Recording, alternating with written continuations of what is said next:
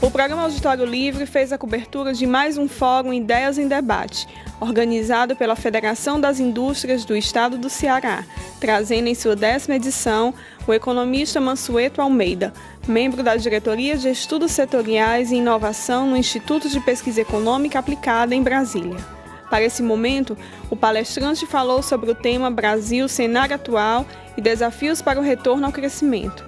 O evento foi realizado no auditório da Casa da Indústria, sede da FIEC, em Fortaleza. Boa noite, é uma honra estar aqui na FIEC, principalmente em Fortaleza, no Ceará. Eu sou daqui, muita gente não sabe, eu sou daqui. Morei no Ceará até em 90, adoro essa terra. É uma honra estar aqui, eu não quero assustar muito vocês, mas é bom a gente ter a percepção do tamanho do problema para eventualmente encontrar soluções.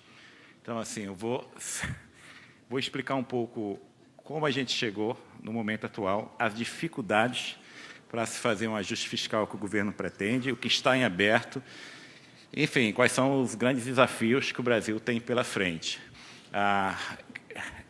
São muitos desafios, a situação é muito ruim. Nem o mais pessimista dos economistas, há 1 ano, 2 anos atrás, esperava que a gente chegaria ao ponto que estamos.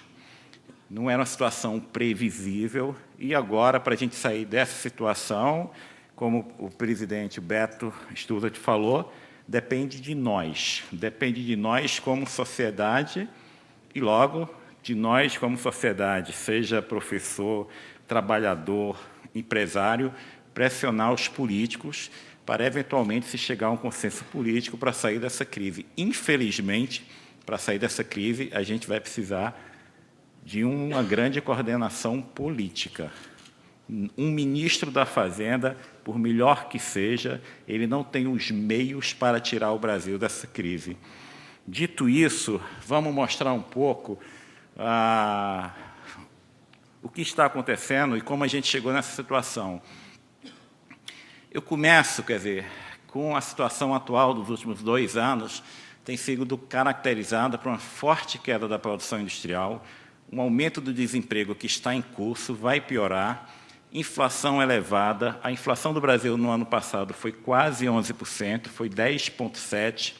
Parte dessa inflação decorreu do ajuste de tarifas públicas que estavam represadas. Teve um aumento de tarifa de energia em mais de 50%, teve a liberação de preço de combustíveis, tudo isso puxou a inflação para cima. Mas o que assusta é que, mesmo quando você tira do índice de inflação todos esses aumentos de tarifas públicas, a inflação, por exemplo, de serviços, terminou o ano girando em torno de 8% ao ano. Como é que uma economia em recessão, você tem uma inflação de preços livres em torno de 8% ao ano? Isso preocupa muito. Era para essa inflação de preços livres, quando você tira do índice as tarifas públicas, era para essa inflação estar caindo e ela não está. E baixa competitividade. Baixa competitividade, o que é que significa isso? As empresas brasileiras que fazem investimento estão se tornando mais competitivas? Eventualmente estão. Vocês, empresários, fazem investimento, melhoram a gestão da empresa e se transforma em mais produtividade, mais competitividade. Só que o mundo também faz isso. E o mundo consegue fazer isso mais rápido do que o Brasil. Então, os desafios que a gente tem pela frente são inúmeros e são difíceis, mas não são impossíveis de serem superados. Alguns pontos para discussão. O que aconteceu nos últimos anos? A gente teve um período quase de ouro na primeira década do século XXI.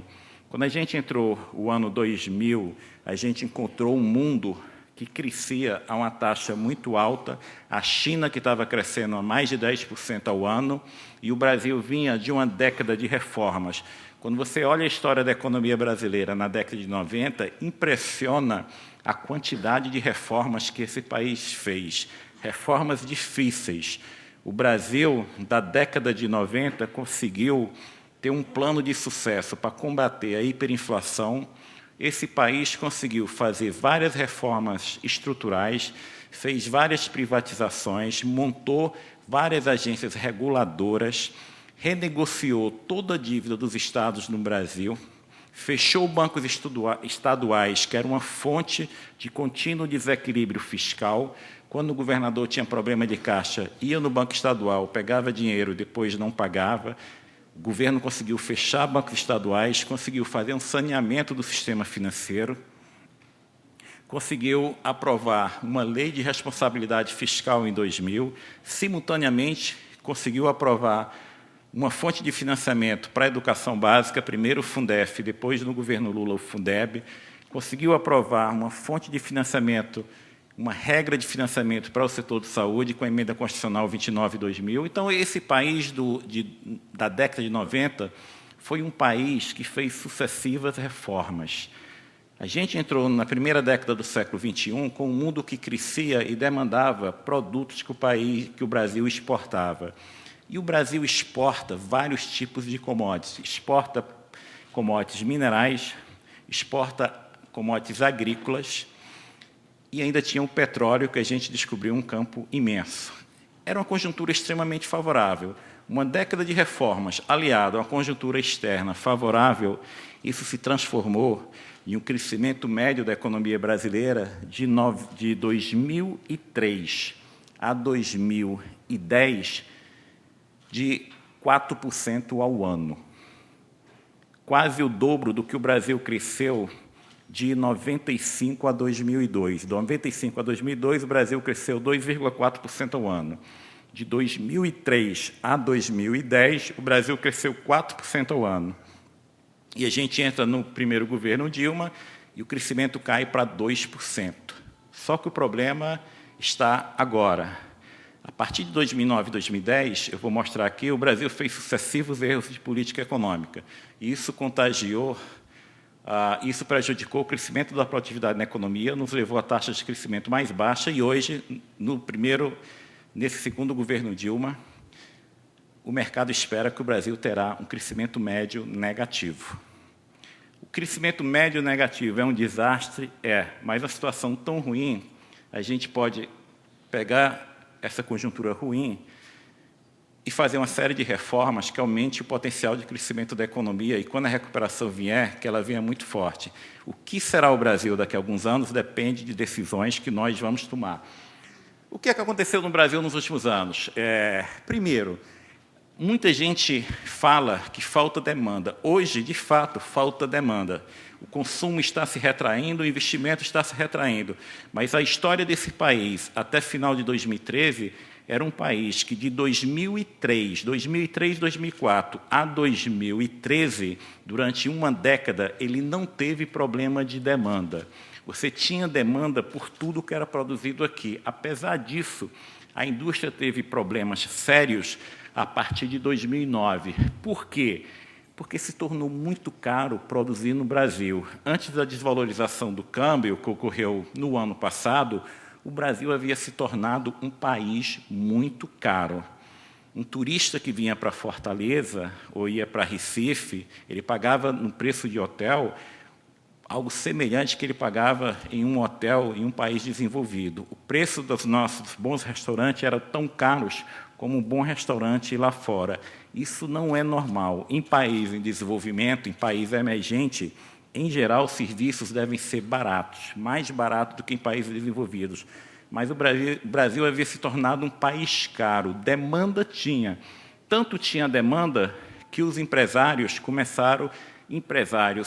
e a população começou a importar muito. Ou seja, demanda por produtos industriais tinha, só que o que se produzia aqui era muito caro e a gente começou a importar. O problema não era de demanda. Simultaneamente, o Brasil vinha numa trajetória que o nosso normal era faltar mão de obra. Há pouco mais de 2, 3 anos atrás, havia uma grande discussão no Brasil se iria ou não faltar engenheiro. Hoje, essa realidade mudou completamente. Se o Brasil tivesse continuado a crescer na faixa de 3% ao ano, não é 8%, não é 7%, 3% ao ano, a nossa realidade hoje seria de falta de mão de obra. Há 2 anos e meio atrás, o governo estava estudando um plano de atração de mão de obra estrangeira dos países que estavam em crise na Europa para trabalhar no Brasil. Isso tudo mudou, mas nesse momento que o Brasil vinha crescendo e que o mercado de trabalho estava aquecido, teve uma situação bem interessante, que é a indústria não conseguia competir com o setor de serviço. A inflação, o que puxou a inflação do Brasil até 2014 foi a inflação do setor de serviço, não foi a inflação da indústria. O industrial, ele não tinha espaço para reajustar o preço, porque se ele reajustasse muito o preço, aumentava muito a importação. Ele não tinha espaço. Até 2013, o reajuste dos preços da indústria era muito abaixo de 5% ao ano. Já o reajuste de preço de serviços era entre 8% e 9% ao ano. Então, você tinha um mercado de trabalho aquecido, você tinha um salário mínimo que aumentou fortemente, você tinha uma pressão muito grande no custo de todas as empresas, a indústria tinha que competir com o mesmo trabalhador do setor de serviço, o setor de serviço contratava, repassava aumento de custo para preço, a indústria não conseguia. O que significava que essa indústria teve um encolhimento de margem e ainda tinha que competir com importação. Isso aqui é a produção industrial, começando em 2002, e ela cresce continuamente até outubro de 2008, e tem uma queda muito forte quando tem a crise financeira, no segundo trimestre de 2008, mas recupera muito rápido. No segundo trimestre de 2009, a indústria já estava se recuperando, já tinha começado a crescer. Só que o mundo que sai da crise financeira, a partir de 2009, é um mundo que a demanda mundial caiu, você tem excesso de oferta de produtos manufaturados, e a indústria brasileira, em geral, não é para todas as empresas, não são todos os produtos, a indústria brasileira não consegue concorrer com o resto do mundo. Você fica um período grande, de 2, 3 anos, com a produção industrial estagnada, e mais ou menos em junho de 2003, ela começa a cair continuamente. O último dado de produção industrial que saiu, que é o dado de novembro, a indústria brasileira acumulou, de janeiro a novembro de 2015, uma queda da sua produção de 8%. E a queda da produção dos bens de capital, que são essenciais para investimento em todos os setores da economia, uma queda de 25%. Isso é algo desastroso, porque quando você tem uma queda tão forte de bens de capital, significa que os outros setores não estão investindo, e se o empresário não coloca máquinas novas na sua linha de produção, possivelmente a produtividade será menor e o crescimento menor. Mas essa é a realidade que a gente tem que mudar. Por muito tempo, a indústria e a economia como um todo sustentou o emprego. O que a indústria perdia de emprego era absorvido pelo setor de serviço. Mas, novamente, a partir de 2014, se intensificou muito a queda do emprego industrial. E, simultaneamente, tem aquele fato que eu falei, a linha vermelha é a inflação de serviços, a linha azul é a inflação de preços livres, inclusive preços de produtos que o Brasil exporta e importa. A inflação de serviço sempre ficou, nos últimos anos, muito acima da inflação de preço dos comercializáveis. Infelizmente, isso continua. A gente não sabe explicar por quê. Era para essa inflação de serviços, com a economia tão ruim, está caindo. Mas, de forma impressionante, o setor de serviço, os segmentos do setor de serviços estão conseguindo ainda repassar aumento de custo para preço. Dito isso, parte dessa inflação de serviço está ligado a um excepcional crescimento do salário mínimo real que ocorreu no Brasil nos últimos anos. Se a gente olha o crescimento do salário mínimo real de 1994 até 2015, foi um crescimento real de 160%. Se a gente olha só de 99 até 2014, 2015, é um crescimento real de 100%. O salário mínimo teve um crescimento fascinante, muito forte. Isso no Brasil, às vezes, tem duas consequências. Quando o salário mínimo real nos outros países do mundo aumenta muito rápido, isso impacta o custo de produção. No Brasil, tem um efeito adicional que não tem no resto do mundo.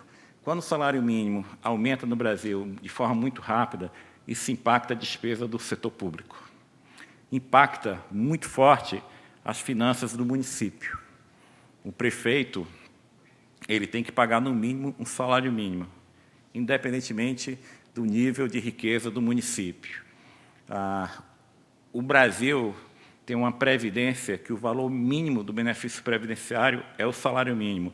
O Brasil tem uma rede de assistência social para pessoas idosas e famílias pobres e para deficientes, que o valor mínimo é um salário mínimo. O salário mínimo tem ganho real, todas essas despesas acompanham o salário mínimo. E nós chegamos à situação agora paradoxal, porque a gente tentou definir uma regra de reajuste automático de salário mínimo.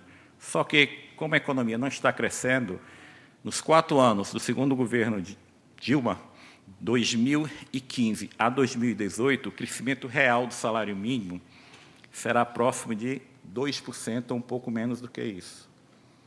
Em 4 anos, a gente vinha numa conjuntura que o salário mínimo estava crescendo de 99 a 2014, 100% real. Nos próximos 4 anos, o salário mínimo real ficará perto de zero, a correção real. Isso significa que a gente não vai ter aquele crescimento excepcional de demanda que a gente viu no interior do Nordeste, no interior de várias regiões do Brasil. O salário mínimo real crescerá, não crescerá no segundo governo Dilma, se crescer algo entre 1% e 2%. Adicionalmente, você tem um problema no Brasil, que é o seguinte: quando a gente olha a nossa história nos últimos 20 anos, a gente avançou muito no gasto com a educação, em prover a educação básica, universalizar a educação básica, em gastos com saúde. Só que, em um país que aumenta gasto com a educação e a escolaridade aumenta, que é mais ou menos isso que está aí, se a gente olha o Brasil, essa linha amarela está meio apagado, mas essa linha amarela é crescente, ou seja, o Brasil não está aí ainda, desculpe. Todos os países aí, isso aí é um gráfico que mostra a evolução de um amigo meu, Ricardo Paes de Barros, mostra a evolução da escolaridade, anos médios de estudo no eixo horizontal e produtividade do trabalho no eixo vertical. Os países, quando aumenta a escolaridade, investe mais em educação, a produtividade aumenta. O trabalhador que é mais qualificado, ele consegue produzir mais do que um trabalhador não qualificado. Quando a gente coloca isso aí, é de 1980 a 2010. Vamos colocar o Brasil nesse gráfico e ver o que aconteceu. O Brasil aumentou muito o esforço educacional, anos de estudo, e isso não se traduziu em aumento de produtividade. Por quê? Isso significa que educação não serve? Não é a mensagem do gráfico. A mensagem do gráfico é, apesar do aumento de anos de escolaridade, o Brasil saiu de um ano médio de escolaridade de 3 para quase 8, de 80 a 2010. Ocorreram vários outros fatores que, possivelmente, mais do que compensaram o benefício do aumento da escolaridade na produtividade. O resultado é que, apesar de todo o nosso esforço de recuperar o atraso do investimento em educação, o que saiu nesse período, de 80 a 2010, foi uma economia que a produtividade cresceu muito pouco. Isso é por quê? Quais foram esses outros fatores que possivelmente atrapalharam o crescimento da produtividade do Brasil? Vocês são empresários, sabem melhor do que eu, mas hoje eu posso dar o exemplo. Eu tenho uma empresa, sou pessoa jurídica, não tenho um empregado, mas eu contrato um escritório de contabilidade para eu pagar imposto, porque eu não entendo a legislação tributária do Brasil. A legislação tributária do Brasil de PIS/COFINS tem 1.700 páginas. Nenhuma pessoa normal consegue entender aquilo. Então, assim, complexidade tributária, aumento de gasto, aumento de carga tributária, investimento baixo em infraestrutura, mudanças de regras constantes, tudo isso, isolamento do resto do mundo. O Brasil hoje é mais integrado ao mundo do que era na década de 80? Mas o Brasil é muito pouco integrado. Tudo isso atrapalhou o crescimento de produtividade que viria com maior esforço educacional. E ainda tem um problema que as nossas escolas públicas, infelizmente, ainda são ruins. Dito isso, a gente tem um problema muito sério, que é o país que vinha muito bem até 2012, 2013, esse país agora ele não consegue crescer. Logo, isso está se transformando no aumento da taxa de desemprego. O último dado para regiões metropolitanas, o dado de desemprego do IBGE, essa taxa está em 7,5%. No final de 2014, início de 2015, a taxa de desemprego era 4% nas regiões metropolitanas. E vocês me perguntam, mas agora a tendência é disso se reverter? Não, a tendência é disso piorar. Possivelmente essa taxa de desemprego vai superar os 10%, pode chegar ao que era ali no final de 2002, quando ela bateu 13%. Então, nos próximos meses, o desemprego vai, infelizmente, aumentar. E é uma situação bastante complicada, e eu estou colocando dois gráficos juntos. Um, produção industrial, e o outro, vendas reais no varejo. Esse gráfico eu gosto muito, que mostra de forma muito clara que o problema que a indústria passou nos últimos anos não estava ligado à falta de demanda, estava ligado a vários fatores do lado da oferta que tornavam o custo de produção no Brasil muito caro. Como eu mostrei, a indústria vinha crescendo muito rápido, cresceu uns 30%, a produção física da indústria, de 2002, 2003 até 2008, teve uma queda forte, se recuperou rápido, ficou estagnado por um tempo e depois entrou em queda livre, que continua até hoje. As vendas reais de varejo, se vocês olharem o outro gráfico, é uma reta impressionante, que cresce quase que continuamente, só começou a cair mais ou menos nos últimos 5, 6 meses. Então, mesmo na crise de 2009, que foi uma crise mundial seríssima, as vendas reais no Brasil não caíram. E não caíram por quê? Porque o desemprego pouco aumentou, mesmo na crise. Você tinha aumento de renda real, aumento muito forte do crédito, e os bancos públicos e privados, principalmente os públicos, entraram ofertando muito dinheiro. A demanda continuou muito forte. Não é o caso agora. O caso agora é que o ideal era que o governo tivesse bala na agulha, capacidade de estimular a economia. O correto seria o governo estimular a economia? Seria. Por que o governo não faz isso? Porque ele não tem recurso. O governo exagerou no que fez em 2009 e 2010. O que o governo fez em 2009, que foi correto, deveria ser algo temporário. Mas o governo transformou medidas temporárias por questões ideológicas em políticas permanentes. Vou dar um exemplo concreto. Em 2009, o governo começou um programa que se chama Programa de Sustentação do Investimento, PSI. Esse programa emprestava a juros muito abaixo de juros de mercado. E quando esse programa iniciou, o volume máximo que o governo podia emprestar via BNDES com subsídio era de 44 bilhões de reais. Em fevereiro de 2010, o governo resolveu prorrogar esse programa. A medida provisória que prorrogou o programa tinha a seguinte justificativa: a economia brasileira está se recuperando muito rápido, a demanda por essa linha de crédito subsidiado aumentou muito, logo nós temos que aumentar a oferta. Era justamente o contrário. Se a economia estava se recuperando muito rápido, o governo não precisaria aumentar a oferta de crédito subsidiado. Vocês podem até me falar, mas é importante ter crédito subsidiado? Qual é o país do mundo que se tornou desenvolvido porque o governo ofertou muito crédito subsidiado? Isso não existe. Os países do mundo que hoje são desenvolvidos se tornaram desenvolvidos porque o governo investiu muito em educação, investiu em saúde, melhorou a infraestrutura. Isso tudo se traduziu. Tinha instituições independentes, democracia, tudo isso se traduziu, inovava, isso se traduziu em crescimento consistente de longo prazo. Não é porque um país ofertou mais ou menos crédito subsidiado que ele cresceu mais ou menos. Se a gente conseguisse promover de desenvolvimento dando crédito subsidiado, a gente já teria resolvido há muito tempo o problema de pobreza em países como Bangladesh e na África. É muito mais difícil. Acabando um pouco essa parte, isso aí são índices de quantidade, de quanto de importação de bens de consumo duráveis e bens de consumo não duráveis. Quando a gente compara ali com 2006, que a base é 100, a gente vê claramente que importação de bens duráveis e não duráveis cresceu muito. Se a importação está crescendo, existe a demanda. Mais uma vez, o problema da indústria do Brasil, mesmo no período que a demanda estava crescendo, não era falta de demanda, era custo. O Brasil se tornou um país caro, que a produtividade, nos últimos 4, 5 anos, deixou de crescer, você tinha aumentos reais de salário mínimo, o industrial não conseguia repassar para preço, e você tinha um mundo que ofertava produtos industriais, que depois da crise teve um excesso de produção de manufatura do mundo mais barato. Esse foi o grande dilema da indústria. E agora, a gente, de fato, tem um problema de demanda. Então, além desses fatores estruturais da economia, que não fez as reformas que deveria ter feito, que tem uma complexidade tributária enorme. O Jorge Gerdau, uma vez, me falou que ele tem uma empresa no Canadá que é exatamente igual a uma das unidades dele no Brasil.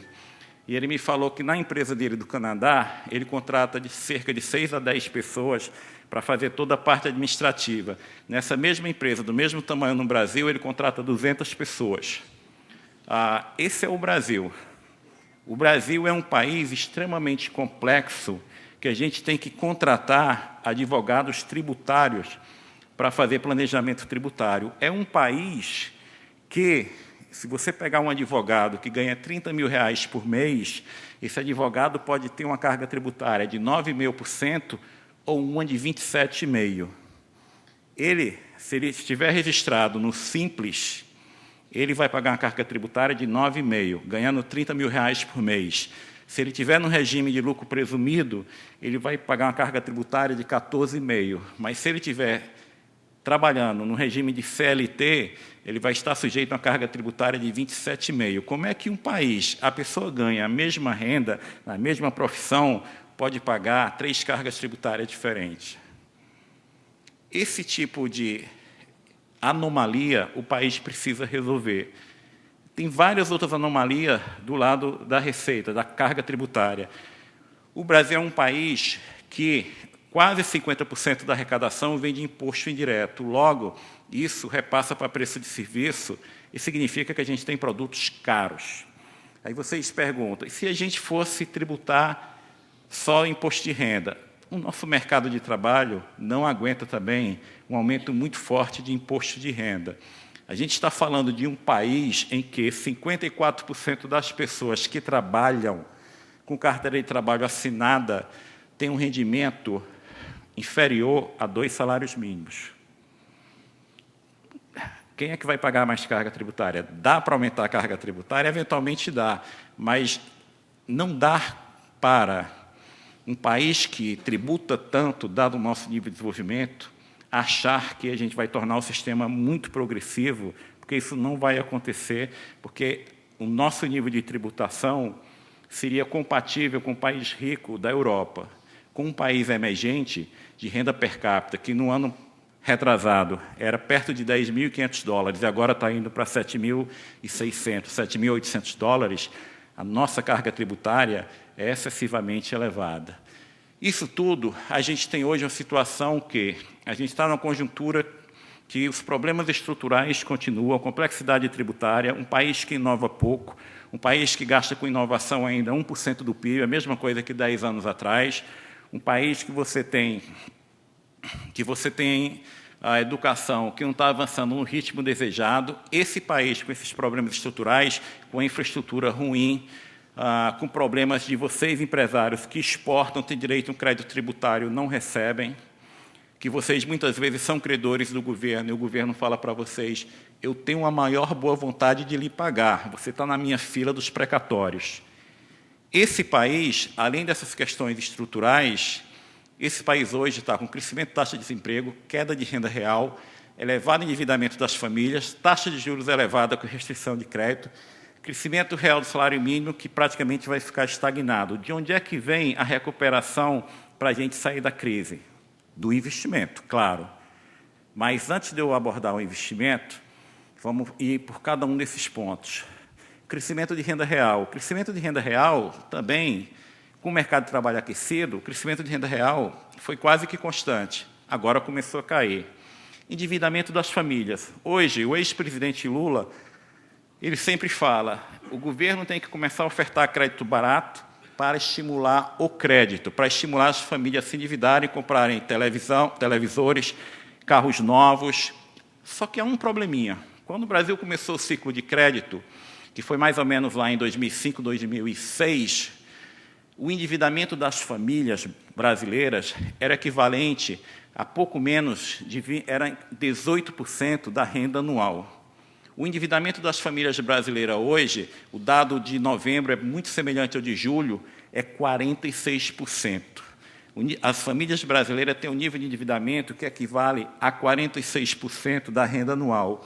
E o serviço dessa dívida é muito caro. Quando as famílias brasileiras começaram a se endividar, no início do ciclo de crédito, as famílias brasileiras comprometiam 16% da sua renda com o pagamento do serviço da dívida, amortização e juros. Essa família hoje, ela compromete cerca de 22% da sua renda. Se vocês me perguntarem se isso é pouco ou muito, é muito, porque nos Estados Unidos, que é um país tradicionalmente que as famílias se endividam muito, que o nível de endividamento das famílias chega a ser 70%, 80%, o que elas gastavam em 2007, antes da crise financeira, no auge do ciclo de endividamento dos Estados Unidos, uma família americana gastava com o serviço da dívida, sabe quanto? 15% da renda. Então, hoje, mesmo que o governo baixasse os juros e pedisse para as pessoas comprar carros novos, novos refrigeradores, novas televisões, as pessoas não teriam capacidade de endividamento, porque o nível de endividamento já está muito alto, está muito caro, e esse trabalhador, ele olha para frente e vê que corre o risco de perder o emprego. O que pode nos tirar da crise econômica? A gente tem alguns fatores positivos. Infelizmente, a gente caiu na real e viu que o Brasil não tinha condições de ter uma taxa de câmbio no nível que era 2 anos atrás. A nossa moeda perdeu de valor mais de 50%, e isso automaticamente aumentou a competitividade das nossas exportações. Isso ainda não está se transformando em aumento de exportação. Gradualmente, isso vai beneficiar a indústria. A indústria vai ficar mais competitiva para exportar. Aumento de taxa de desvalorização da moeda significa queda de salário real, redução do custo unitário do trabalho. Isso também está acontecendo. Terceiro ponto, além das exportações, o que pode nos tirar da crise, e a nossa recuperação depende disso, é aumento do investimento público e privado. Aqui tem um problema. Investimento público. Eu não sei o que aconteceu no Ceará, mas eu sei o que aconteceu em Pernambuco. Quando eu almocei com o governador de Pernambuco, há uns 6 meses atrás, ele me falou, eu estou cortando o investimento público de Pernambuco este ano, 2015, em 70%. Conversa com o governador do Espírito Santo e vários outros governadores, de Goiás, o Marconi Perillo, eles dão mais ou menos a mesma informação. A taxa era menor, mas todos cortaram investimento. O governo federal, no ano passado, até novembro, o dado de dezembro deve ser divulgado amanhã, até novembro, o governo federal cortou o investimento, em termos reais, em 40%. O investimento público, infelizmente, não está aumentando, ele está sendo cortado. Se a gente olha o orçamento que foi aprovado para 2016, haverá uma recuperação do investimento? Não. O governo aprovou um orçamento para 2016, no qual ele projeta um crescimento do investimento zero. O investimento público não está se recuperando, está sendo cortado, e a gente fica dependendo do investimento privado. O investimento privado tem 2 tipos. O investimento privado na expansão de empresas, que muitas empresas, por enquanto, adiaram esse investimento, outras continuam, mas, no geral, quando eu olho para tudo que está acontecendo na economia, esse investimento também está em queda. E o investimento privado para projetos de infraestrutura. O Brasil ele está começando um novo plano de concessões em aeroportos, em rodovias. Isso pode se transformar em aumento de investimento. A gente tem certeza que isso vai se transformar em aumento de investimento? O Brasil tem infraestrutura muito ruim. Claro, se eu definir um marco regulatório adequado, vários investidores podem se interessar em fazer esses investimentos que o país precisa fazer em rodovias, ferrovias, aeroportos. Essa recuperação vai ser rápida? Não. Por quê? Porque as maiores empresas do Brasil no ramo de concessão, elas estão muito endividadas, pagando juros altíssimos. E o objetivo desse ano não é fazer investimento, é priorizar a recomposição do caixa. Mas isso significa que o governo tem que ficar parado? Não. O governo tem que tentar definir um marco regulatório adequado e, de fato, incentivar a infraestrutura. O governo ainda tem, apesar da queda de empréstimo do BNDES, o BNDES é um banco que consegue emprestar sem nenhuma ajuda do Tesouro. Se o Tesouro falar o seguinte, daqui para frente, eu não vou dar um tostão para o BNDES. Esse banco, que não vai receber nenhum tostão do governo, ele consegue emprestar 110 bilhões por ano. 110 bilhões por ano é muita coisa. Então, assim, haverá espaço para recuperar investimento em infraestrutura? Haverá. Vai depender muito do governo. Qual será essa velocidade? Ninguém sabe, mas não será tão rápido quanto foi no ciclo passado. Esse aqui é o custo unitário do trabalho em dólar, caiu, eu vou passar. E aí tem uma coisa que, de fato, agora, para o Brasil crescer, a gente terá que fazer o dever de casa. O que aconteceu na primeira década do século XXI foi um presente dos deuses que não vai se repetir tão cedo. Isso aí é o preço médio das exportações do Brasil de 77 a julho de 2015. Olha o primeiro gráfico, de 77 a dezembro de 2003. O preço médio das exportações no Brasil era quase uma reta. Olha, de 2004 até julho de 2015, mais ou menos até 2011, teve um aumento espetacular do preço das exportações do Brasil. Minério de ferro subindo, preço de soja subindo, tudo que a gente exportava disparou. Você teve aumento de preço, e quando tem aumento de preço, também os produtores produzem mais daquele produto. Então, você tem aumento de preço em quantidade, mas aumento de preço, isso aí é só preço. Das exportações do Brasil, literalmente disparou de 2004 até 2011. Depois, isso começou a se reverter, e nos últimos meses está tendo uma queda muito grande. O preço do petróleo agora, na faixa de 26, 27 dólares, é uma coisa impressionante. Minério de ferro despencou. Agrícola despencou, mas não tanto. Então, tudo isso se traduz em menor capacidade de investimento dessas empresas. Em especial, a gente criou um problema que não deveria ter criado, que foi a questão da Petrobras.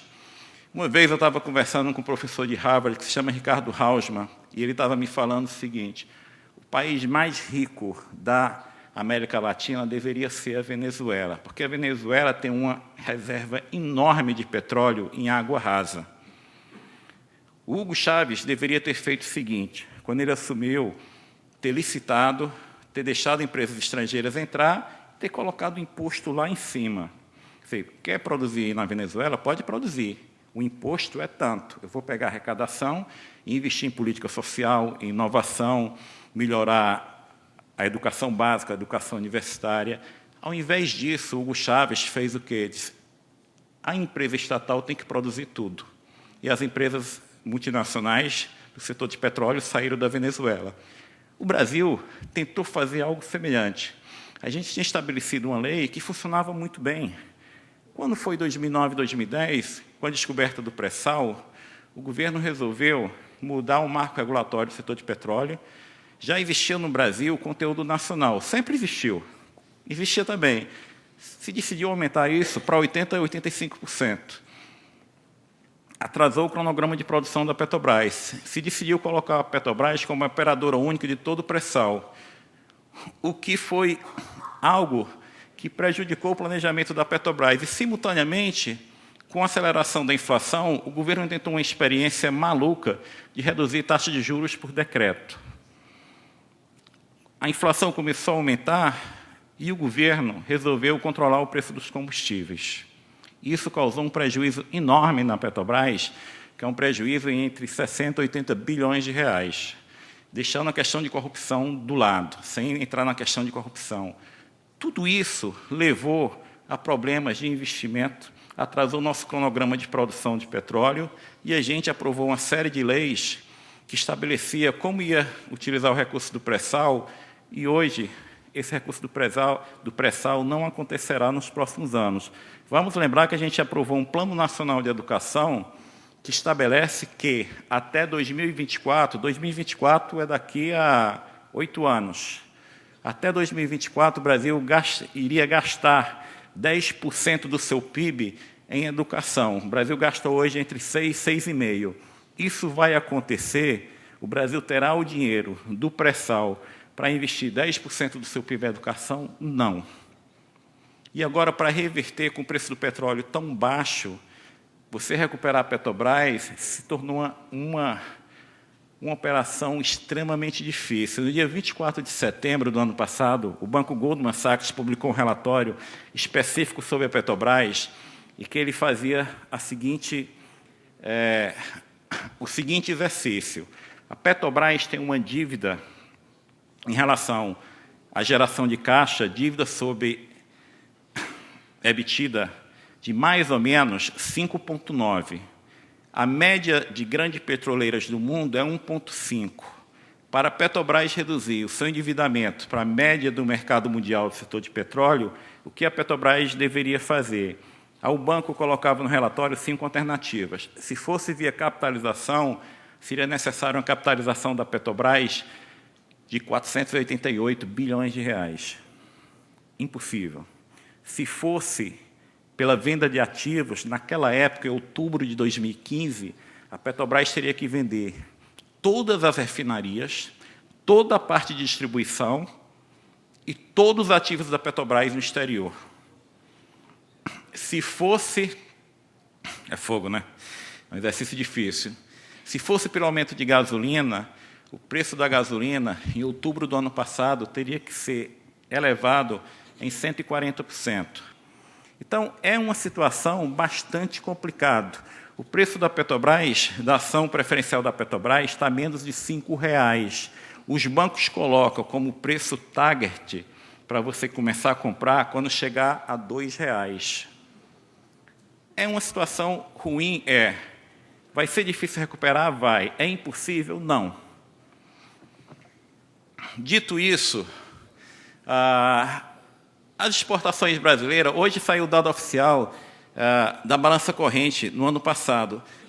As exportações brasileiras vêm um pouquinho menor, 190 bilhões. Mas aí a gente tem uma situação que é o seguinte, essa é a primeira crise, se a gente está vendo fatores positivos, essa é a primeira crise do Brasil, possivelmente dos últimos 35 anos, que você não tem problema no setor externo. Todas as outras crises que o Brasil passou, década de 80, 97, 99, 2002, tinha algum componente externo. Dessa vez, não. A gente terminou 2014 com um déficit conta corrente. Déficit conta corrente é o que você importa, além do que exporta, bens, mercadorias, serviços, etc., que equivale ao pedir emprestado do resto do mundo. Eu terminei 2014 com um déficit conta corrente de 4,5% do PIB, o que é muito alto para uma economia que está tendo queda de investimento. Mas o nosso déficit conta corrente está indo para 2,5%, 2% do PIB. O ajuste no setor externo tem sido muito rápido e o Brasil tem uma situação extremamente confortável de reservas. Os estrangeiros não têm medo que o Brasil não tenha dinheiro para pagar sua dívida externa. E hoje, ao contrário de 2002 e de anos anteriores a 2002, quando o câmbio dispara, o governo fica mais rico, porque o governo é credor em dólar. Então, pela primeira vez, uma coisa que diferencia essa crise das anteriores é que a nossa situação externa está confortável. Mas a taxa de investimento está caindo. Taxa de investimento caindo significa crescimento menor. Isso aí é trimestre contra trimestre, desde o segundo trimestre de 2014, quando começou oficialmente a recessão, de acordo com a Fundação Getúlio Vargas, que faz esse cálculo, a datação de recessão no Brasil, desde o segundo trimestre de 2014, trimestre contra trimestre, a taxa de investimento vem caindo. E hoje saiu o índice de projeção da Fundação Getúlio Vargas, que estima que a queda da taxa de investimento do Brasil em 2015 e 2016, no acumulado, será em torno de 22%. É difícil, mas essa é a nossa conjuntura. A gente está fadado a ser um país de baixo crescimento, cheio de problemas? Não. O Brasil ser um país de baixo crescimento é algo anormal. Por quê?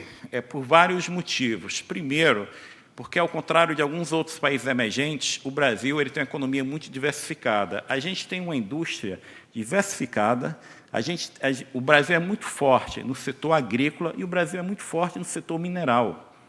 Se pega países como a África do Sul, é forte no setor mineral. Rússia depende de petróleo e gás. O Brasil não.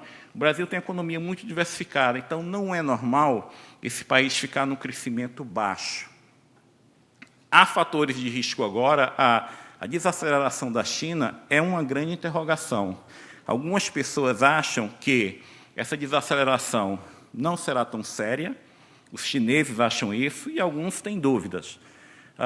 Se a desaceleração da China for maior do que nós imaginamos, isso pode trazer problemas adicionais para o país. 2, dado que ainda há muita incerteza, o que eu chamo de certeza, se eu olhar para os próximos 12 meses, para os próximos 24 meses, para os próximos 5 anos, e quando o empresário faz investimento, ele não está olhando para 12 meses, está olhando para uma década ou mais. Quando esse empresário olha lá para frente, ele tem dúvida do que vai acontecer. E grandes empresários, ele tem dúvida do que vai acontecer e ele posterga a decisão do investimento. A gente está no meio de um ajuste fiscal que, teoricamente, quando se faz um ajuste fiscal, o que o governo consegue economizar aumenta. A gente passou um ano de ajuste fiscal e o buraco fiscal, o déficit primário do governo, aumentou, ao invés de diminuir. O governo, até agora, ele não conseguiu sinalizar de forma crível qual é o plano dele para recuperar a economia. Os sinais que vêm do governo, infelizmente, eu não estou torcendo contra o governo, eu espero que o governo acerte, mas os sinais que vêm do governo são contraditórios. Muitas vezes o ministro fala uma coisa e outro ministro fala algo diferente. Muitas vezes o ministro fala algo e a presidente da República fala algo diferente. Muitas vezes a presidente da República fala algo e um representante do Partido dos Trabalhadores, que é o principal partido da base aliada do governo, fala algo diferente. Vocês, empresários, que têm que filtrar tudo isso e colocar no plano de investimento, muitas vezes ficam perdidos. Essa situação que a gente está agora, dá para mudar? Claro que dá. Claro que dá. Mas, assim, parte desse mau humor tem a ver com esse problema de comunicação do governo. E, claro, com o conflito político. Por quê? Olha o que aconteceu no ano passado. O ministro da Fazenda e a presidente mandavam para o Congresso várias medidas direcionadas ao ajuste fiscal. Quem a gente via no Jornal Nacional falando contra o ajuste fiscal? Muitas vezes, o senador Lindenberg Farias, do PT do Rio de Janeiro. Muitas vezes, o presidente do Partido dos Trabalhadores ia para a televisão falar mal do plano do próprio governo. Isso eu presenciei várias vezes. Então, falta essa clareza do que fazer. E a gente chegou a um ponto que a situação piorou tanto que o governo, hoje, ele não pode mais se dar ao luxo de não ter clareza do que quer fazer. A gente está começando um ano que o governo começa basicamente hoje. É uma nova equipe econômica, tudo diferente. Então, esse governo, ele não tem 2 anos para decidir o que fazer. Ele tem que decidir o que vai fazer e mostrar para a sociedade qual vai ser esse plano de recuperação da economia e de fazer um ajuste fiscal nos próximos 4, 5 meses. Porque se nos próximos 4, 5 meses ele não fizer isso, eleição municipal, o Congresso parou. Depois, 2017, as pessoas já estão olhando para 2018. E aí a gente vai passar muito tempo ruim. Eu espero que isso não aconteça. Isso aí são índices de confiança da Fundação Getúlio Vargas. A gente, nos últimos meses, tudo em queda.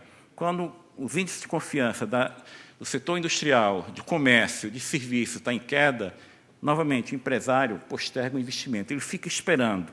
Ele fica esperando o que o governo vai fazer. Eu quero saber o que o governo vai fazer para eu adotar uma estratégia, inclusive, tomar risco. E quando o governo não mostrar de forma clara o que vai fazer, a recuperação não vem. E a gente não tem muito tempo para brincar, para postergar ajuste, porque esse Brasil que a gente conhece hoje, daqui a 30 anos, ele será um país totalmente diferente. Porque o Brasil de hoje, olha ali, 2000, 2010, 2010, 2020, 2020, 2030, as pessoas com mais de 60 anos, a população do Brasil com mais de 60 anos cresce perto, 2010 a 2020, 2020 a 2030, perto de 4% ao ano.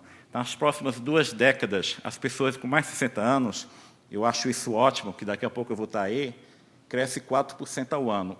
A população jovem do Brasil, de 0 a 14 anos, na década de 2000, 2010 e até 2040, 2050 e para frente, a população jovem no Brasil vai cair.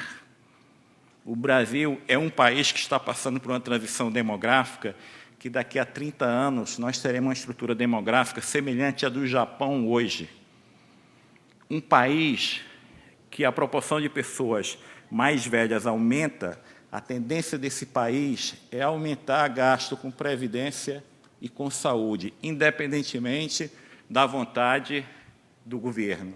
Ontem à noite eu estava conversando com um cardiologista aqui, o Cabeto, e a gente estava olhando isso, quer dizer, a tendência de gasto com saúde, além da inflação do setor de saúde ser mais alta, a tendência do gasto com saúde, independente do desejo do governador do Estado, do prefeito ou do presidente da República, o gasto com saúde vai aumentar. Porque numa população, num país que a população se torna mais velha, as doenças são muito mais caras. As pessoas morrem de câncer, de pressão alta, de ataque cardíaco, etc. São doenças de tratamento caro. E com o aumento do gasto de previdência, em geral, esses países a poupança cai. Qual é a má notícia? É que o Brasil hoje já gasta com previdência um pouco mais do que o Japão. As pessoas no Brasil ainda se aposentam muito jovens. Conversa com o governador do Estado, ele vai falar de alguma pessoa muito boa que se aposentou com 49 anos, 50 anos de idade, polícia militar. A média de aposentadoria por tempo de contribuição no Brasil é em torno de 54, 55 anos. Isso é muito novo. 54, 55 anos poderia ser idade avançada na década de 60. Não é hoje. A gente vai ter que estabelecer idade mínima de aposentadoria. A gente não vai... O mundo todo fez isso, o Brasil não será diferente. Não faz sentido, me desculpem as mulheres, você ter diferença de tempo de contribuição tão grande entre homem e mulher. Na década de 70, uma mulher tinha mais de 6 filhos no Brasil. O Brasil de hoje, as mulheres têm, em média, menos de 2 filhos. Elas ficam em torno de 2 anos fora do mercado de trabalho. Só 1/3 dos países do mundo tem diferença de tempo de contribuição entre homem e mulher para se aposentar. Se o Brasil quer manter essa diferença, ótimo, é uma discussão legítima, mas a gente vai ter que diminuir essa diferença. Possivelmente, o governo não vai ter condições de dar aumento real nas aposentadorias nos próximos anos.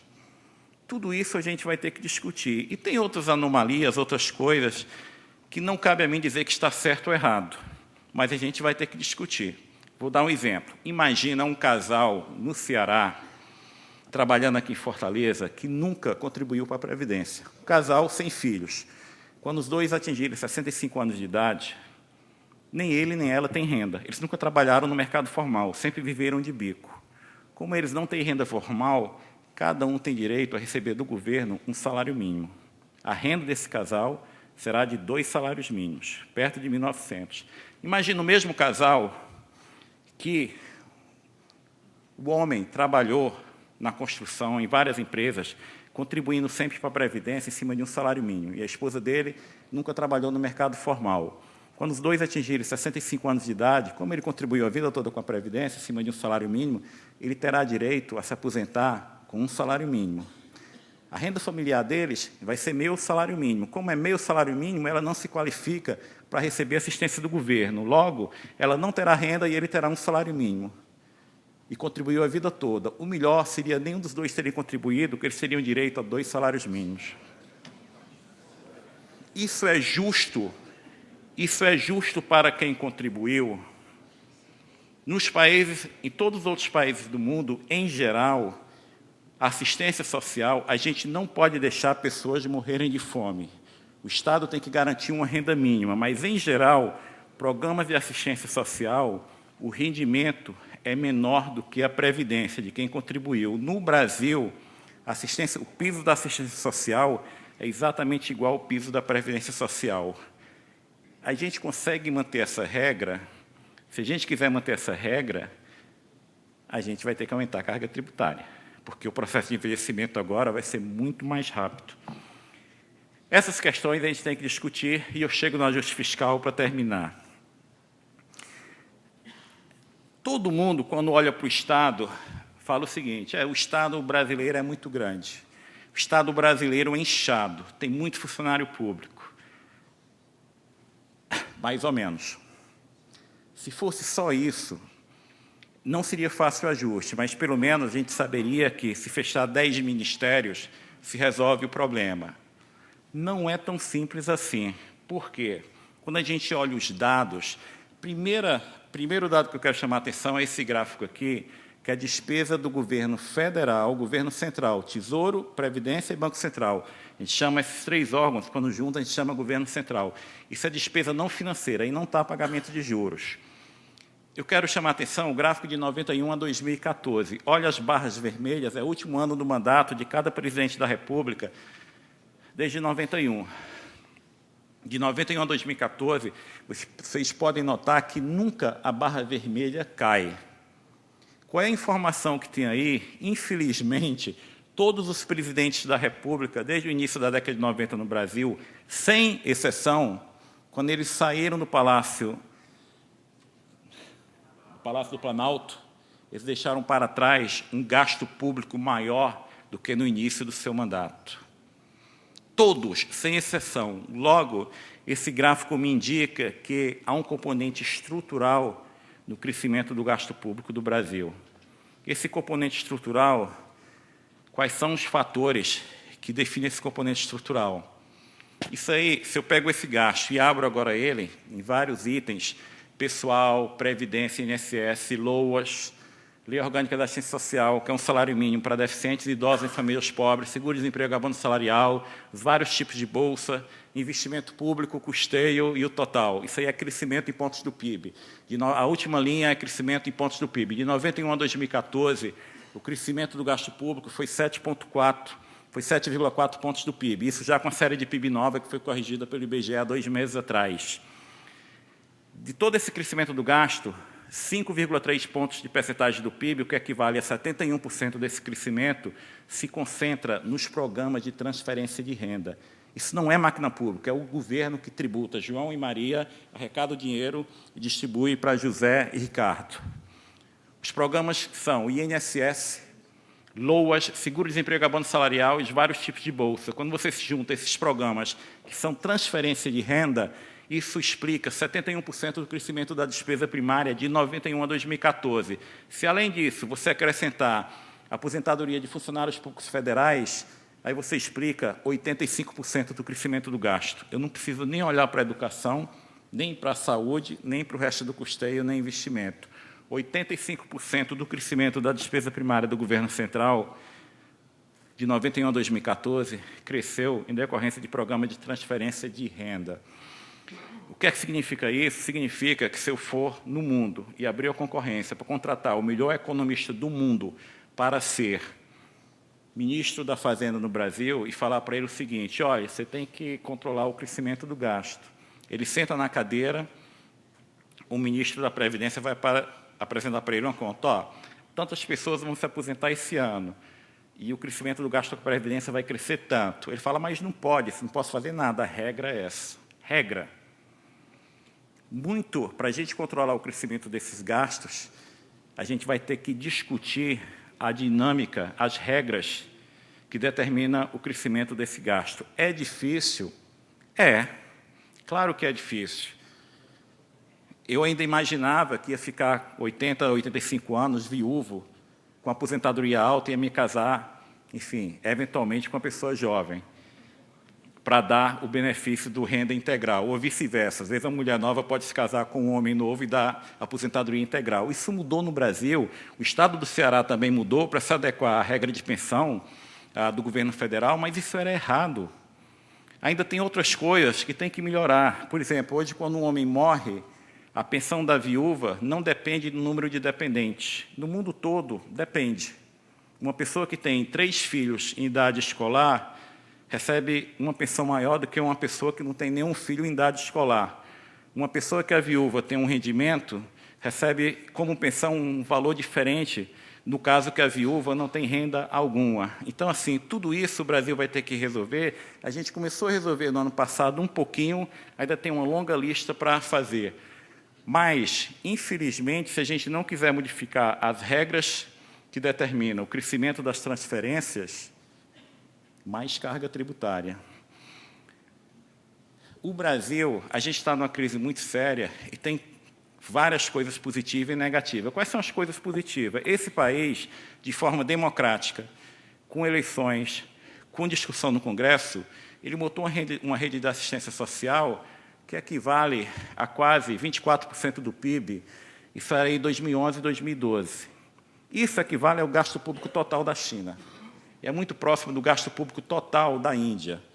O Brasil gasta com social, só com social, o equivalente ao gasto público total da China. O que é que significa isso? Significa também o seguinte, numa crise muito séria como essa que nós estamos passando, se fosse na década de 80, a gente teria uma confusão social muito grande. Uma seca no Nordeste, na década de 80, na década de 70, tinha que ter frente de trabalho, ou as pessoas morriam de fome. O aposentado hoje, que está em Caucaia, em Jaguaribe, ou em Quixadá, Oroz, esse aposentado, ele teve um aumento de renda agora de 11%. A gente montou uma rede de assistência social que permite às pessoas a conviverem maior com a crise. O efeito adverso é que também, como o brasileiro convive melhor com a crise, que ele está protegido, a gente posterga o ajuste e a crise se agrava. Mas, infelizmente, toda essa expansão de rede social chegou a um limite, porque, quando o Brasil começou a aumentar esse gasto, a nossa carga tributária, de 70 até 94, ela flutuava em 25% do PIB. Para eu expandir esse gasto, eu aumentei a carga tributária de 25% para 33%, 34% do PIB. Se a gente quiser fazer nos próximos 15, 20 anos o que a gente fez nos 20 anos anteriores, a gente vai ter que elevar a carga tributária para 43%, 44% do PIB. No nosso nível de desenvolvimento, é uma carga tributária excessivamente elevada. Então, o Brasil vai ter agora de tratar com questões difíceis do lado da despesa. É fácil? Claro que não. E se a gente fizer um checklist do que o governo prometeu no final de 2014, o governo não cumpriu absolutamente nada. O que o governo prometeu? Controlar o crescimento da despesa pública. Conseguiu? Não. Recuperar o superávit primário para, no mínimo, 2% do PIB, 2% do PIB até 2016, 2017. Não vai conseguir. Melhorar e simplificar o sistema tributário? Também não. Aumentar pouco a carga tributária? Ainda não. Vai tentar. Aumentar investimento em infraestrutura? Não conseguiu. E a situação é muito séria, eu vou passar isso que não importa muito.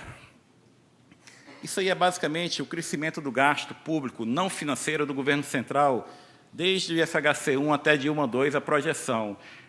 E todos os mandatos normalmente crescem 1% do PIB. A cada 4 anos, o gasto público do Brasil cresce 1 ponto do PIB, 1 ponto percentual do PIB. E no Lula 2, vocês vão falar, mas como é que o Lula 2, que foi de 2007 a 2010, deu tanto aumento, gastou tanto, e a despesa do governo central sobre PIB ficou quase estável?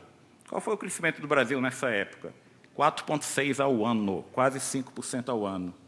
O problema é que, se a gente olhasse para frente e o crescimento fosse tão alto, isso iria diminuir o problema fiscal, não iria resolver. O problema é que ninguém espera, no futuro próximo, nos próximos 10 anos, crescimento de 5% ao ano. Então, a gente vai ter que controlar o crescimento do gasto.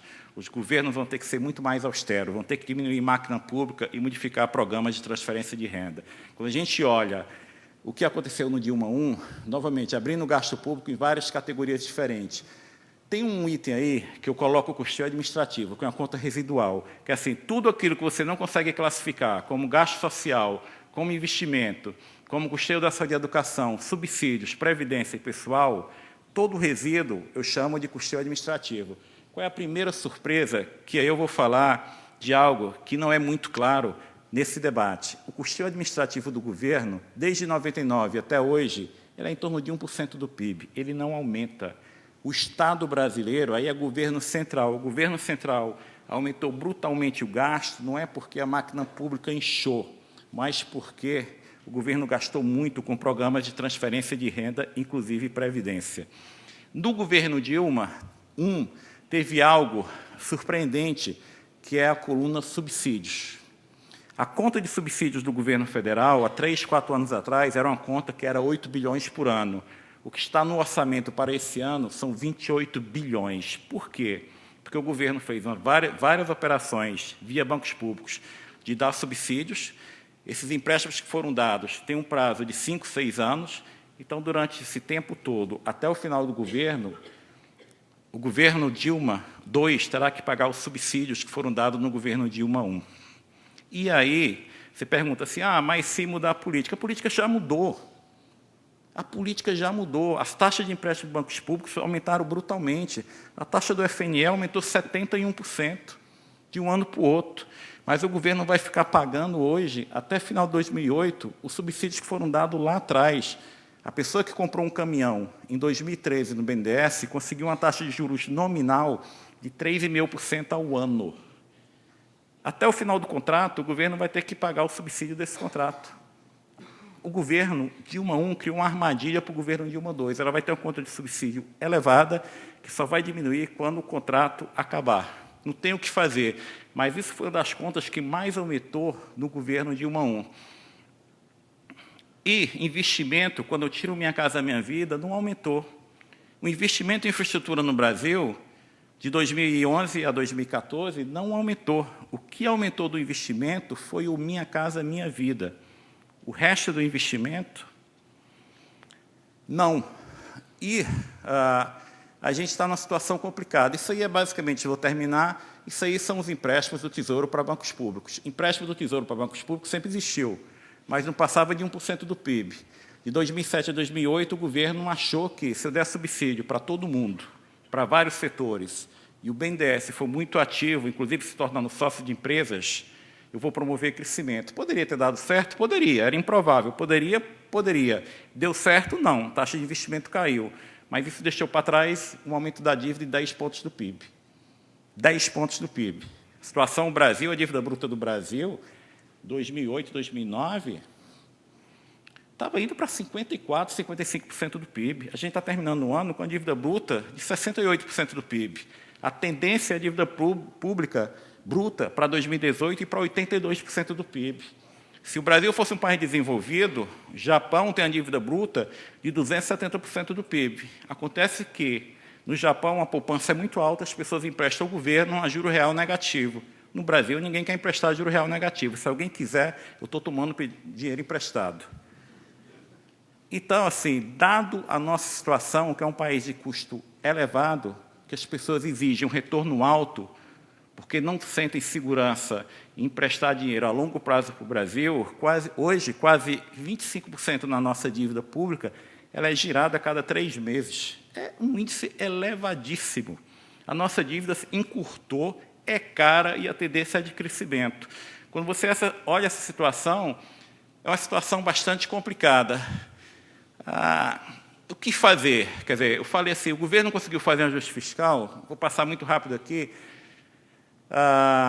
tem muito número, não precisa a gente olhar isso agora, quer dizer, mas o governo não conseguiu fazer um ajuste fiscal. Em 2015, até novembro, o dado de dezembro sai amanhã, o governo cortou as despesas em 35 bi. A primeira vez que isso acontece desde 2003, mais do corte de 35 bi, 31 bi foi investimento. O governo consegue investir zero? Não. Logo, o ajuste fiscal que ocorreu até agora foi baseado num corte temporário do investimento, isso não é um ajuste fiscal permanente.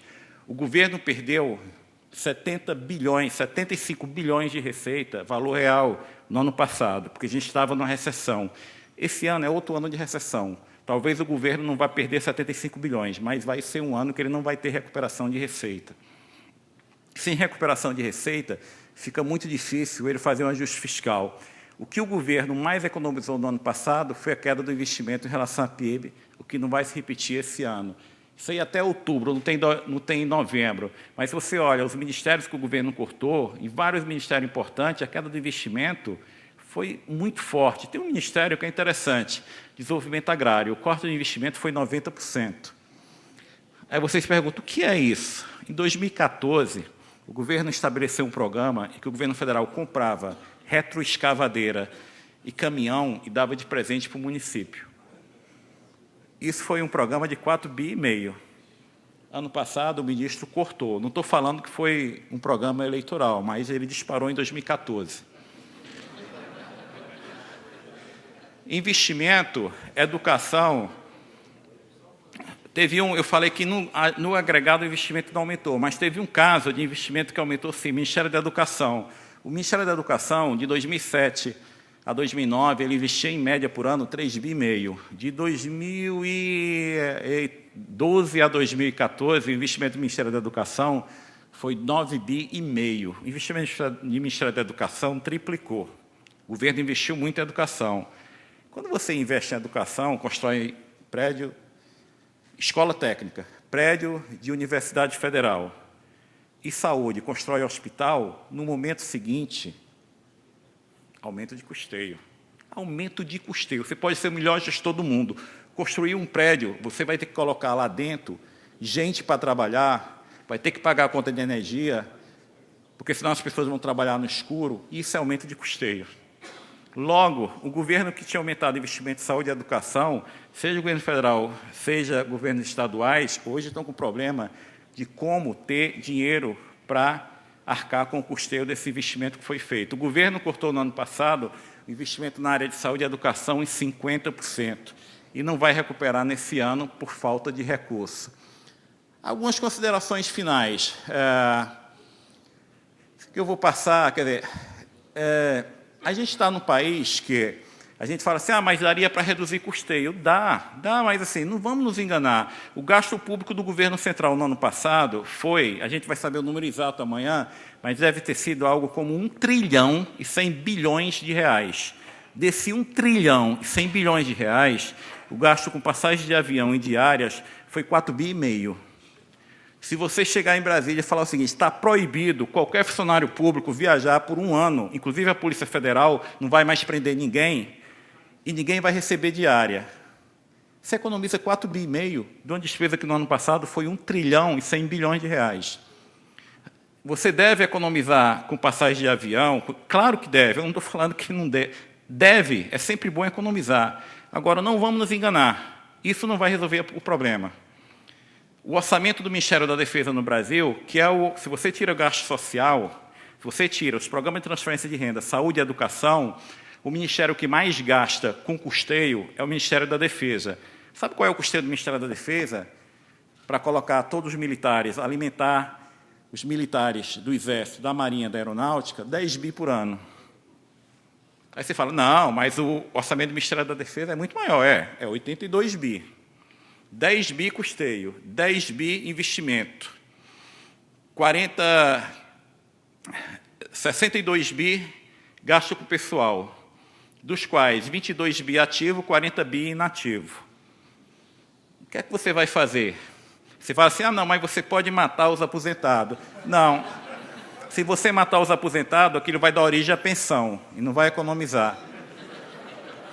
Não tem como eu fazer um ajuste fiscal tão rápido no espaço de um ano, dada a estrutura de despesa do Brasil. Um prefeito, um governador e o presidente da República sofrem esse problema. Infelizmente, qual é a solução no caso dos militares? Possivelmente eles vão ter que pagar uma contribuição maior para se aposentar. A gente vai ter que colocar todos esses problemas na mesa e, como adultos, discutir no Congresso o que a gente quer fazer, o que a sociedade aceita e o que não aceita.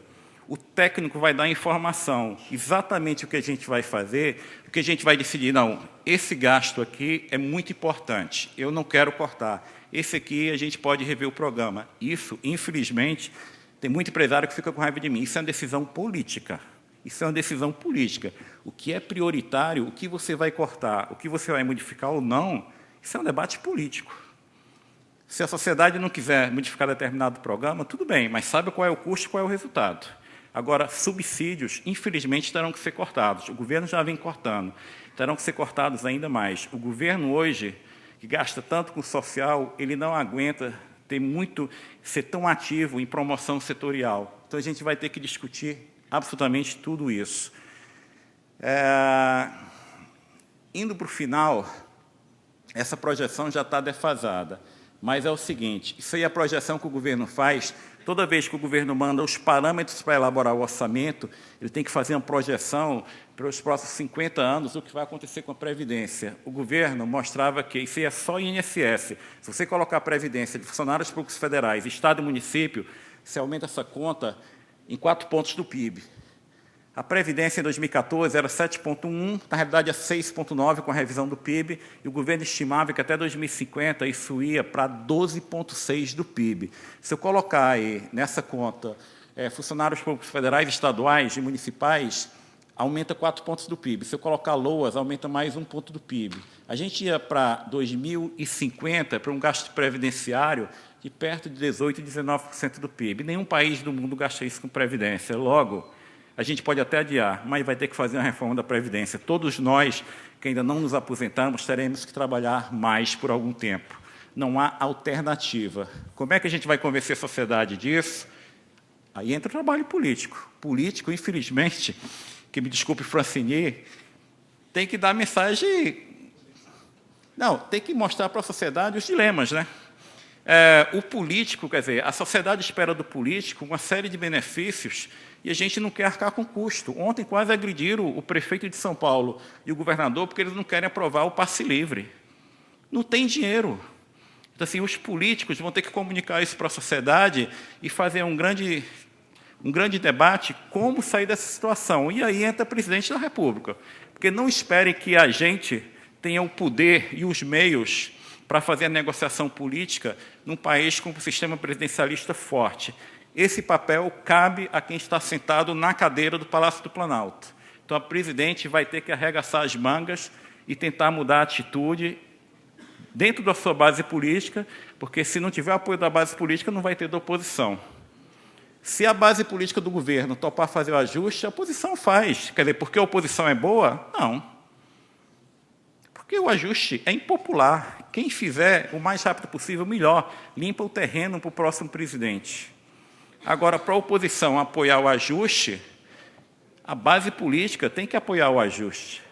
Então, assim, cabe à presidente da República criar esse grande consenso. Se ela tem ou não capacidade para isso, é algo que vocês, empresários, podem ajudar, podem pressionar e ver qual é o resultado. Quer dizer, mas o ponto que a gente chegou é esse. Conclusão. Não sairemos rápido da crise que teve início em 2014, decorrente de políticas erradas adotadas pelo governo desde 2009. O governo deu subsídios que não podia, o governo expandiu muitos programas públicos, alguns meritórios, outros com resultado ruim, expandiu, agora está retraindo.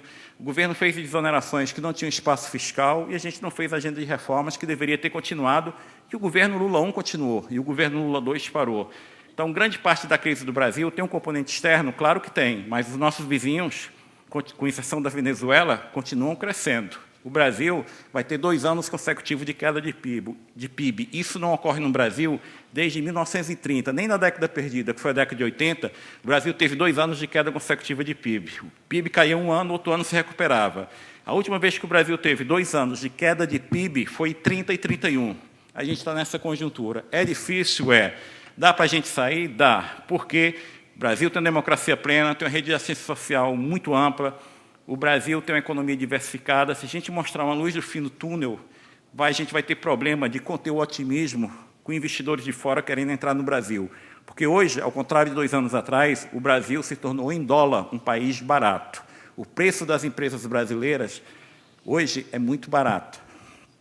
Então, você tem oportunidades de investimento. Se a gente mostrar a luz do fim no túnel, vocês, empresários, também vão retomar o investimento. Então, depende muito do governo e nós, como sociedade. O esforço fiscal que esse país tem que fazer para entregar 2% do PIB de superávit primário até 2008 é algo como 250, 260 bilhões de reais. É muito difícil. É muito difícil. Se a gente não fizer esse esforço fiscal até 2018, vai morrer? Não. Mas o importante é a trajetória. É você sinalizar. Tudo bem que eu não estou conseguindo alcançar o que eu prometi, mas se eu estou caminhando no sentido correto, de melhora do ambiente de negócio, simplificação tributária, marcos regulatórios adequados para atrair investimento privado, doméstico e externo, para investimento em infraestrutura, se eu consigo avançar nessa agenda, a gente decola. A gente decola.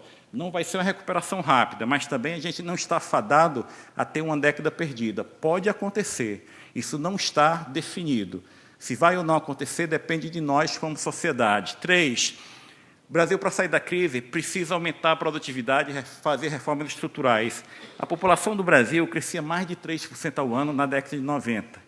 Um país que a população, você tem um número muito grande de jovens chegando ao mercado de trabalho, isso por si só leva a algum crescimento. Não é mais a história do Brasil. O Brasil, nos próximos 40, 50 anos, é um país que a população de mais de 60 anos de idade vai crescer muito rápida e a população de até 14 anos de idade vai diminuir, vai ter crescimento negativo. Isso significa que um país como esse, para ele crescer mais rápido, cada trabalhador tem que produzir mais. O Brasil, dos próximos 20, 30, 40 anos, vai depender muito mais do que dependeu nos últimos 20 anos do crescimento de produtividade. Esse país tem que melhorar a educação, tem que investir mais em inovação, tem que melhorar o ambiente de negócio, e cada pessoa tem que ser mais produtiva, senão a gente não vai crescer. O governo hoje projeta para 2015, isso está praticamente certo, um déficit primário de 1% do PIB, sem pagamento de pedaladas. A gente começa o ano, infelizmente, de 2016, com a despesa contratada de 75 bilhões de reais, 55 bi para a Previdência, 20 bi gasto com o pessoal. O governo já autorizou essa despesa. Ele pode fazer alguma coisa? Absolutamente nada. Com a despesa crescendo 75 bilhões, com o PIB em queda, a despesa sobre PIB vai aumentar. Logo, se eu estou partindo de um déficit de 1% do PIB, esquece o pagamento das pedaladas e a minha despesa sobre PIB, que já está contratada, vai crescer entre 0,3 e 0,4, a tendência do déficit primário se agravar. Logo, o governo vai precisar, mais uma vez, falar de uma forma mais clara como será a recuperação da economia e como ele pretende recuperar o superávit primário, porque a tendência hoje, se você está fora do governo, todo mundo que faz a conta não consegue ver como, não é nem como o governo vai cumprir a meta, é como o déficit primário não vai se tornar pior. Há um risco de termos mais uma década perdida? Se a gente não fizer o ajuste, se a gente demorar muito a fazer o ajuste e ficar rezando para a China crescer 10%, a gente vai ter uma década perdida. Eu acredito que a gente vai ter uma década perdida? Não. Eu acho que a situação se tornou tão grave que os políticos terão que se mexer. Eles estão ficando preocupados, os empresários vão pressionar o político. Vai ficar cada vez mais claro que a gente terá que tomar medidas difíceis. Quando a gente olha a história do Brasil dos anos 90, quando essa sociedade teve que tomar decisões e medidas difíceis, a gente tomou.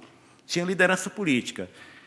Espero que a gente crie as lideranças políticas e que tenha um grande pacto nacional. Mas esse é o nosso desafio. Obrigado.